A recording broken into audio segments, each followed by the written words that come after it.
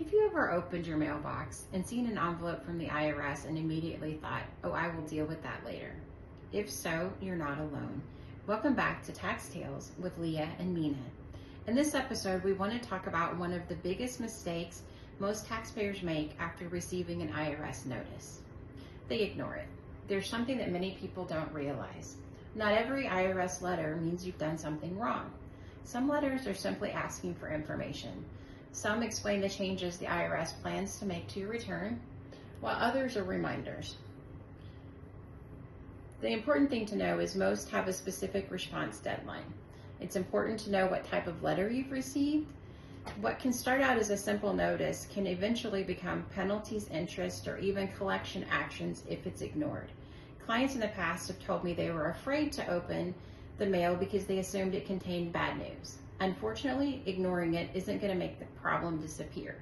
In fact, the IRS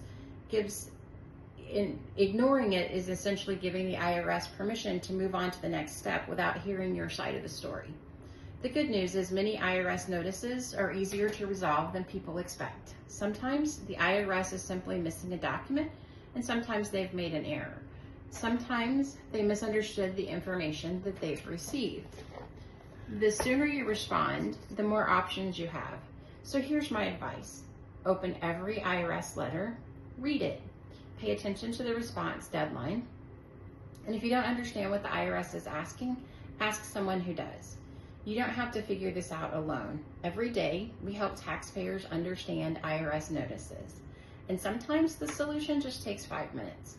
Sometimes it can take much longer, but it always starts with opening the envelope. Thanks for watching Tax Tales. We want to remind you to sit, stay, file. If you found this video helpful, please like, subscribe, and then share this video with someone who gets nervous every time they see